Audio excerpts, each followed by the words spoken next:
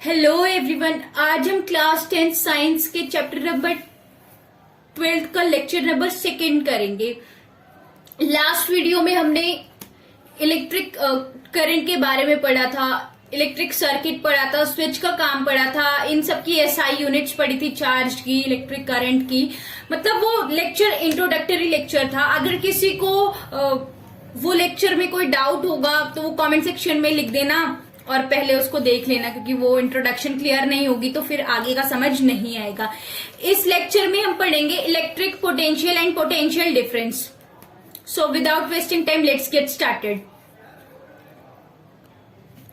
Electric potential and potential difference समझने से पहले हम आपकी बुक में एक येलो कलर का बॉक्स होगा, मोर टू नो, उसमें जो लिखा हुआ है उसको पढ़ते हैं, क्योंकि जब तक वो नहीं समझ आएगा तो आगे का समझना थोड़ा डिफिकल्ट होगा। अगर वो समझ आते तो ये फिर तो स्मूथली समझ ही आ जाएगा। तो उसमें ना ड्रिफ्ट वेलोसिटी के बारे में बताया। ड्रिफ्ट वेलोसिटी क्या वेलोसिटी होती है, ठीक है। सपोज आपके पास एक वायर है, okay, you have a wire with you.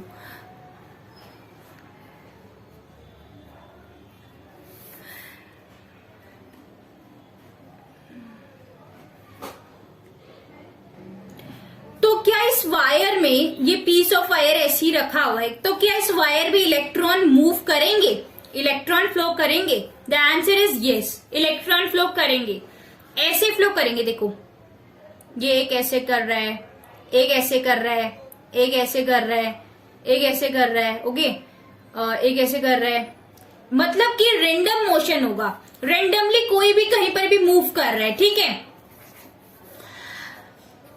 Electron तो फ्लो कर रहे हैं बट रेंडमली फ्लो कर रहे हैं, तो ये एक दूसरे के असर को क्या कर देंगे, कैंसल आउट कर देंगे। तभी तो उसमें करंट जनरेट नहीं हो रहा, क्योंकि करंट की डेफिनेशन क्या थी, flow of electron per unit time. तो फ्लो तो इसमें भी इलेक्ट्रॉन हो रहे हैं, पर नेट वेलोसिटी क्या हो गई, नेट वेलोसिटी क्या हो गई, 0 हो गई, क्योंकि रेंडम मोशन है, ठीक है। ये एक दूसरे के असर को कैंसल आउट कर देंगे, ओके। तो ऐसा क्या, मतलब आप जब इलेक्ट्रॉन इस वायर में इस तरह से मूव करे, एक क्यू में, एक पर्टिकुलर डायरेक्शन में, ठीक है, पर्टिकुलर डायरेक्शन में मूव कर रहे हैं, आप तो ये एक दूसरे के असर को कैंसिल आउट नहीं कर रहे ना। तो इसी वेलोसिटी को, जिस ऐसे जब इलेक्ट्रॉन मूव करते हैं, उसको ही ड्रिफ्ट वेलोसिटी कहते हैं। Average velocity with which free electron move in a conductor on applying battery.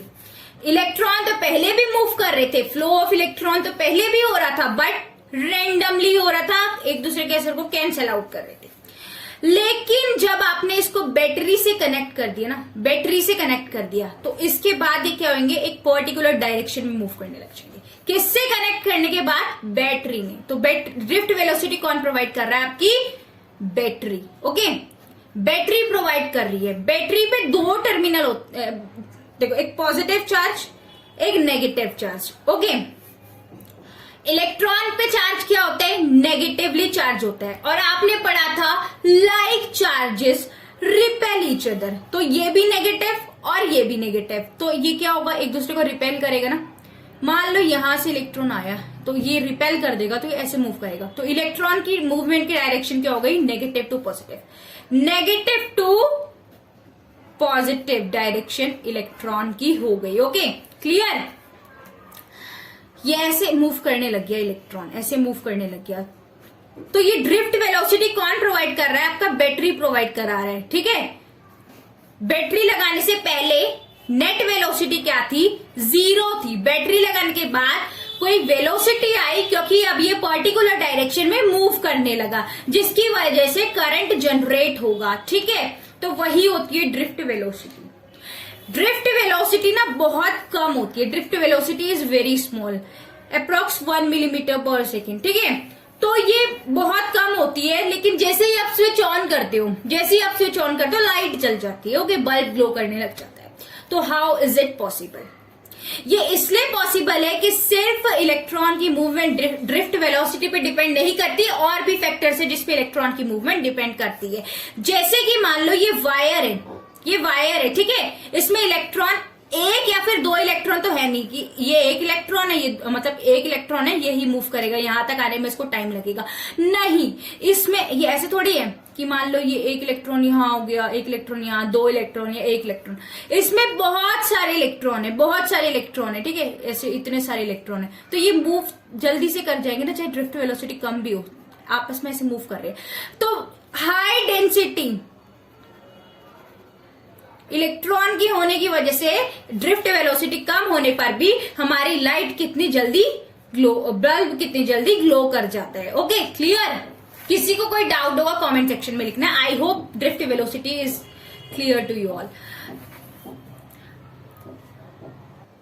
तो अभी तक क्या बोला कि आपने एक ऐसी वायर ली, उसमें इलेक्ट्रॉन रेंडमली मूव कर रहे थे, लेकिन जैसे ही आपने उसको बैटरी से कनेक्ट करा, बैटरी ने उसको क्या प्रोवाइड करा थी? Drift velocity. ड्रिफ्ट वेलोसिटी की definition, average velocity with which free electron move in a conductor on applying battery. Battery को अप्लाई करने के बाद ये ड्रिफ्टेड हो गए ना इलेक्ट्रॉन। ओके, तो यही था ड्रिफ्ट वेलोसिटी का मतलब। क्लियर? अब समझते हैं पोटेंशियल डिफरेंस क्या होता है। ये इलेक्ट्रॉन जो मूव कर रहे हैं, इनको मूव करने के लिए कोई एनर्जी की भी रिक्वायरमेंट होगी। विदाउट एनर्जी तो कोई कुछ कर ही नहीं सकता ना, हम सांस भी नहीं ले सकते विदाउट एनर्जी, लाइफ प्रोसेस में पढ़ोगे। Potential difference, amount of work required to move 1 coulomb of charge from one position to another. ये इस पोजीशन से इस पोजीशन में आने के लिए कितना वर्क करेगा ना, that is known as potential difference. कि कितना वर्क करा एक इलेक्ट्रॉन को एक पोजीशन से दूसरी पोजीशन में जाने में। ठीक है, जैसे पोटेंशियल डिफरेंस को आप ऐसे समझो, पोटेंशियल डिफरेंस जैसे आपने वाटर पोटेंशियल पढ़ा होगा, क्या होता है, ये मान लो आपने एक बकेट ली, ये दूसरी बकेट ली, ठीक है, अगर इन दोनों में पानी इक्वल है, ठीक है, दोनों का इक्वल है, और इसको आपने एक पाइप से कनेक्ट कर दिया, इधर होल करा और पाइप से कनेक्ट कर दिया, तो क्या ये वाटर मूव होगा इस पाइप में से? नहीं होगा, मूव नहीं होगा। ठीक है, पर अगर आपने एक बकेट में आपका पानी ज्यादा है और एक में इतना है, तो वाटर कैसे मूव होगा? जहां वाटर की कंसंट्रेशन ज्यादा होगी वहां से कम कंसंट्रेशन में मूव कर जाएगा। ठीक है, ऐसे करके इसमें मूव कर जाएगा। ठीक है, ये आपने डेली लाइफ सिचुएशन में देखा होगा। ठीक है, तो कोई ना कोई इनमें डिफरेंस है प्रेशर का। क्या डिफरेंस हुआ? Pressure difference. ठीक है, प्रेशर डिफरेंस, क्योंकि बकेट क्या थी?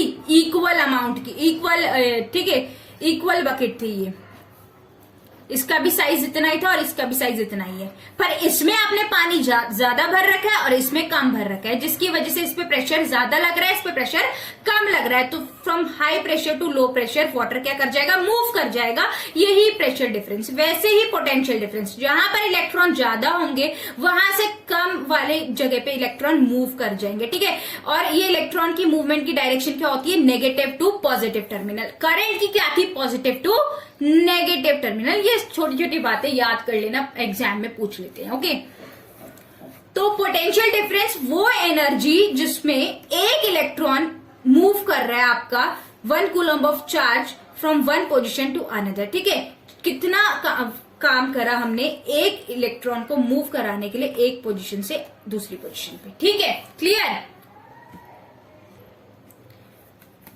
पोटेंशियल डिफरेंस को आप V से डिनोट करते हो, यहां लिख लेते हैं, ठीक है, पोटेंशियल डिफरेंस को V से डिनोट करते हैं। अमाउंट ऑफ वर्क, वर्क को W से करते हो ना, amount of work required to move 1 coulomb of charge, charge को Q से डिनोट करते हो, 1 coulomb of charge from one position to another. Formula भी डिराइव हो गया। Amount of work required to move 1 coulomb of charge from one position to another position is known as potential difference. Okay, ये potential difference कौन provide करा रहा है? Battery helps to maintain a potential difference between 2 points of conductor. ये battery help करा रही है, क्योंकि बैटरी पे क्या है? नेगेटिव टर्मिनल, यहाँ पर क्या है? पॉजिटिव, और नेगेटिव नेगेटिव रिपेल करेगा, इलेक्ट्रॉन पे भी नेगेटिव चार्ज है, तो ये ऐसे मूव कर जाएगा। क्लियर? नेगेटिव से रिपेल होते हुए ये पॉजिटिव की साइड अट्रैक्ट होगा और ये पॉजिटिव साइड चला जाएगा ये इलेक्ट्रॉन। आई होप क्लियर होगा। डाउट होगा तो कमेंट सेक्शन में लिख देना। ओके, पोटेंशियल डिफरेंस जनरेट कौन कर रहा है? Chemical action. Within a cell generates potential difference. कुछ केमिकल रिएक्शन होती है सेल के अंदर, केमिकल एक्शंस होते हैं, ठीक है, वही जनरेट करते हैं पोटेंशियल डिफरेंस को। आई होप क्लियर है, ठीक है। एसआई यूनिट पोटेंशियल डिफरेंस की वोल्ट है, वी से डिनोट करते हैं, फॉर्मूला है V equal to W upon Q, ठीक है, where W is equal to work done and Q equal to charge, V equal to potential difference. Okay, Alessandro Volta नाम के साइंटिस्ट ने इसकी एसआई यूनिट को और इसके बारे में बताया था, ठीक है, डिस्कवर करा था। Okay, clear.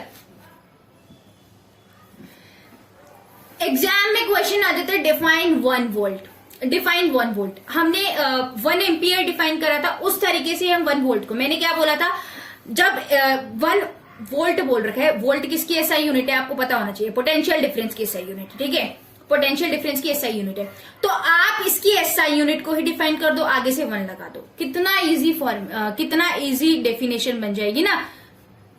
ओके,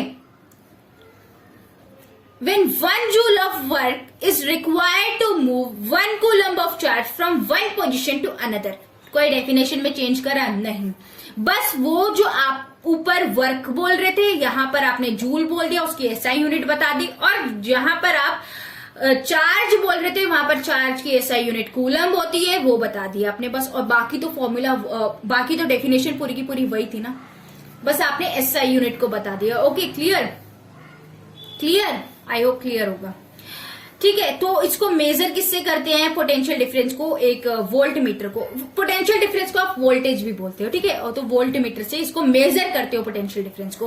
और ये जो आपका एम मीटर था वो तो हमेशा सीरीज में कनेक्ट हो रहा था, और वोल्ट मीटर आपका हमेशा पैरेलली कनेक्ट होता है, ठीक है, पैरेलल कनेक्शन होता है, 2 तरीके के कनेक्शन होते हैं, सीरीज, पैरेलल, इसको आप किसी लेक्चर में पढ़ोगे आगे आने वाले, अब नंबर तो नहीं पता कौन से वाले में। सो आई होप यहां तक क्लियर होगा, किसी को कोई डाउट होगा तो कमेंट सेक्शन में लिखना, and thank you for watching. Notes की रिक्वायरमेंट जिसको वो इंस्टाग्राम के चैनल को फॉलो कर सकता है, इसका डिस्क्रिप्शन में लिंक होगा, एंड नेक्स्ट लेक्चर को देखने के लिए subscribe to our channel. Thank you.